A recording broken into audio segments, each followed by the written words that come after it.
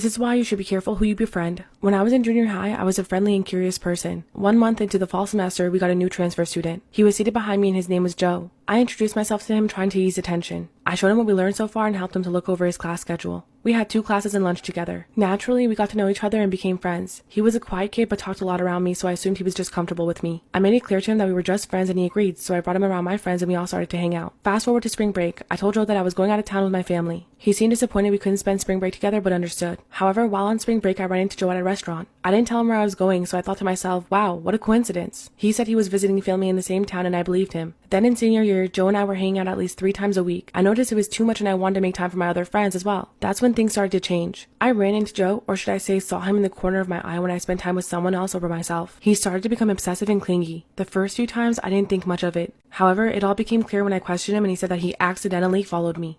Part 2, why you should be careful who you befriend. Once I questioned Joe, he confessed saying that it was because he wanted to make sure I was safe. I felt betrayed and creeped out. He apologized and asked for forgiveness. I told him I didn't want to be friends with him anymore. That's when he got angry and left. The next 2 to 3 days, he didn't come to school. My friends told me that he harassed him for snitching on him. When he came back to school, we pretended like we didn't know each other. On my walk home that day, I heard Joe calling my name in a low and unfamiliar tone, but he was nowhere to be seen. I don't know why, but my gut told me to run as fast as I could. I listened to it and sprinted all the way home. I made sure every door and window was locked. I was convinced that I was being paranoid at this point. Then my phone screen lit up. I looked to see many missed calls from Joe. Then I heard my name being called again. I looked up to see Joe in the front of my house, banging on the door. Everything went completely silent after 5 minutes, which felt like an eternity. The last words I heard from him was, "You'll always be my best friend." This issue was brought up to the school and Joe never showed up again. 4 years have passed since then, and just a few days ago, I got a couple friend requests on my social media accounts. It was him. I blocked him and changed all my social media names into something else. I don't live in that same town anymore or even the same country. However, I can't help but to feel like the scared 18-year-old me again. I'm not the friendly person I once was and I've become cautious around other people.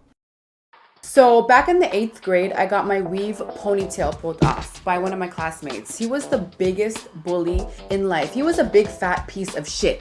Literally. If you're watching this, close your eyes, okay? Now envision your shit with hands and legs, all right? That's exactly what my bully looked like. No wonder why he was so mad at the world. He looked like a big fat piece of shit. Okay, I'm sorry. He did. Anyways, every day down the halls, this boy would taunt me. He would taunt your girl, okay? He would harass me. He would call me names like, "Latoya, you got a big ass head. Latoya, you over there looking like a big ass lollipop head. Latoya, you ugly. Latoya, nobody likes you. You need to take your ass back to Canada. Latoya, you pissed standing up." Cause you a dude. You look like me.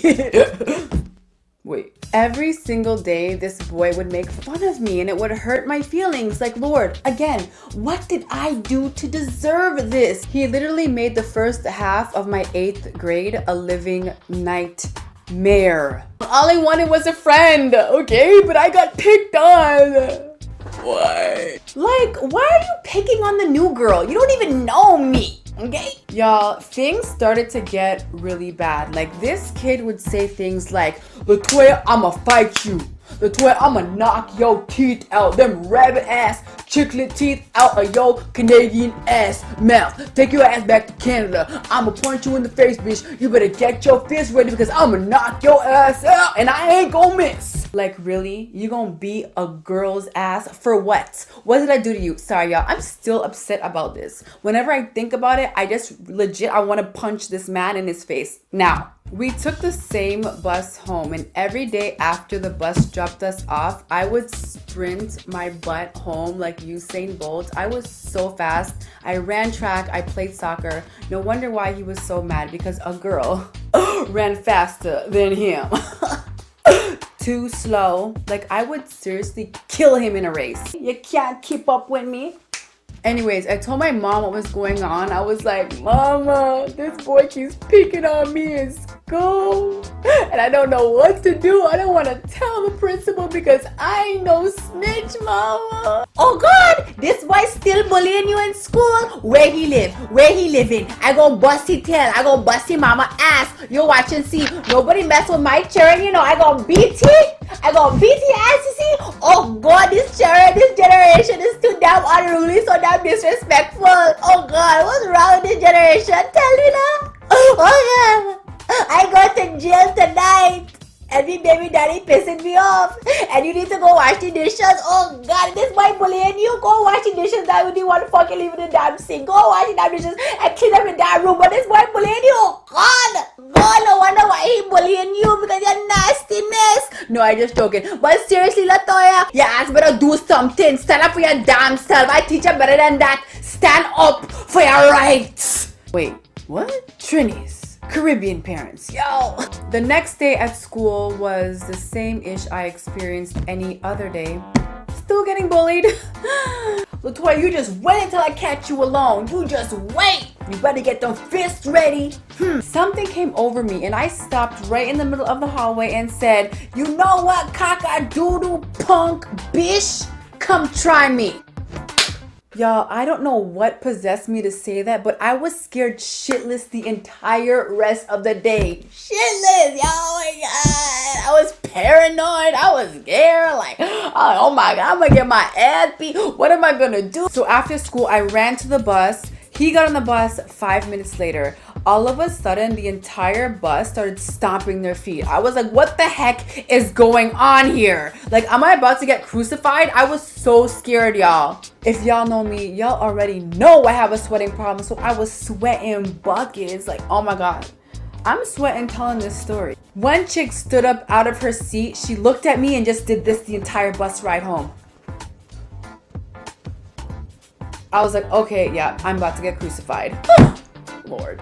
When I got off the bus, I was gonna sprint home. But this bully prevented me from doing that. He grabbed onto my ponytail and started tugging on it, yanking it. My head was doing this the entire time. Everyone was laughing their butts off and he just kept pulling on my freaking ponytail, yanking it.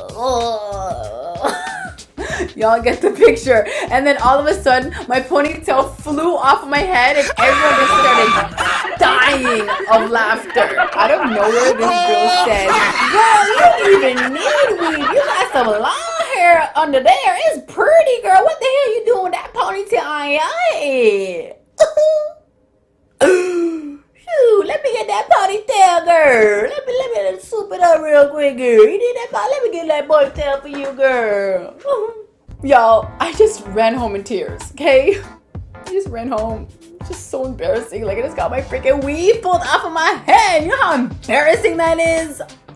Thumbs up if you would be embarrassed. Barged in the house and I said, Mommy! My mom came running down the stairs. She said, oh God, what happened to you? Why your ponytail, child? Why you crying so? I said, the bully pulled it off of my head. My ponytail, oh God. My mama said, let's go to his house. You know where he lives? I said, yes, Mama. Let's go right over to his house. So my mom and I, we run over to his house. My mom banged on the door. His mom opened the door and then my mom started cussing her out. If your son ever put his hands on my child ever again, I swear to you, you're going to jail for harassment, for bullying, for abuse. Like giving you charges and everything. I go see you in the courts. And ever since that day, I never got bullied again. So the very next morning, we were waiting for the bus. He approaches me. He said sorry. He took his backpack off of his back. He reached in and he took my ponytail out and he handed it to me. So in return, you know, I said thank you. I gave him a hug and I stuck a little sticky paper on his back that said, call me cock-a-doodle. And ever since that day, people referred to him as cock-a-doodle. So I win bully.